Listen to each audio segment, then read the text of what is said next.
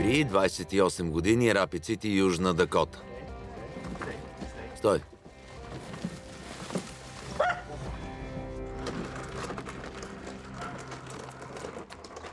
Вече от 3 месеца живея с майка си и баща си. Така се върнах във времето, когато бях на 16 години и имах домашни задължения. Мразя тези задължения. Не съм кусил от 10 години.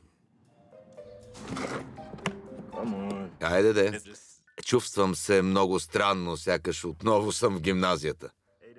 Тате, нали каза да окуся ливадата, но не помня как да стартирам косачката. Не реагира. Не помня дали не работеше с кабел, така че звъни. Но уважавам и обичам родителите си, които ми дават полезни съвети и съм благодарен, че ме приеха в дома си, за да спестя пари. И силно се надявам Миона да успее да оцени Южна Дакота.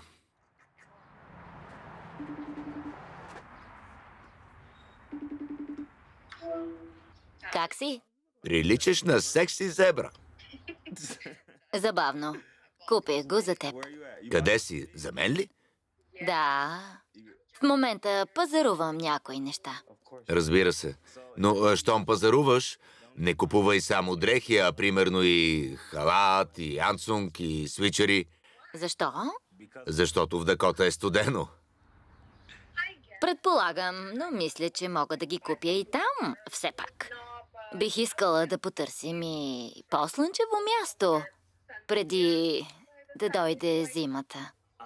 Не обичаш студа, но трябва... Ще ти купя кълбойско облекло. Не знам. Защо се смееш? Сериозен съм. Явно ще похарча всички пари преди да дойда. Не дей да харчиш всичко. Спести малко. Миона умее да печели пари, но не е разумна в харченето. А аз не мога да й осигуря стила на Кардашиан, който тя търси. Защото от край време не умея да трупам пари. И до 1 година трябва да поработя над това. А иначе как е? Как се чувстваш? Вълнувам се, но изпитвам и напрежение. Животът ми ще се промени, когато пристигна при теб.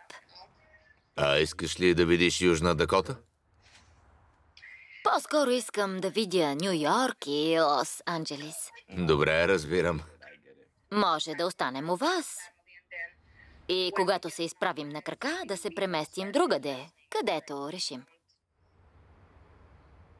Работата е там, че спестяваме повече, ако останем по-дълго. И ще се впишеш в културата. Освен това, можем да се оженим тук и да спестим много пари. Не мисля, че го искам. Знам, че искаш сватба на плажа, но защо не обмислиш церемония в прерията? Може да я украсим и с коне. Не. Не знам с колко пари ще пристигне тя и колко е спестила, защото не сме обсъждали това, а то е много важно, особено когато носи огромно бреме. Лос-Анджелис е постижима мечта, но не веднага. И се надявам да ме послуша и да останем в Южна Дакота, за да затегнем малко колана и да се посветим на дългосрочната цел, а не на мимолетната. Знам, че не искаш да си в Дакота, но помисли върху спестяването и брака тук. Не искам да живея там, наистина. Не знам как да не те засегна, но ако исках живот в малък град, щях да остана в Ниш и да се радвам. Не искам да отида в Америка и да живея като 50 годишна. Съжалявам. Не те моля, защото няма да останем завинаги в Южна Дакота. Говоря за около 1 година и брачна церемония тук. Когато споменеш церемонията, звучи по-страшно и от живота в Дакота, защото бракосъчетанието се прави веднъж в живота. И много искам да е специално. Мислех, че се разбрахме да е на плажа и не знам защо го променяш. Не е толкова сложно. Миона мисли за сватбата от своя гледна точка и не приема моята, защото когато обсъжда градския живот, набляга на аз вместо на ние. Но това е брак, в който ще се съединим в единна сила и трябва да направим отстъпка и компромис за другия. Можеше да записвам албум, но се преместих при родителите си само за да изтегля Миона в Америка.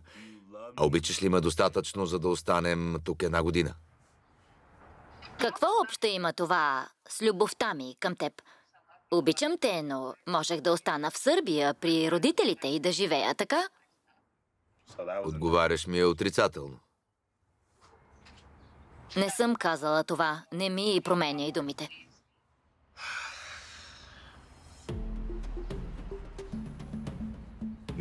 Бракът е много сериозно нещо и не е хубаво, че не сме се научили да правим компромиси.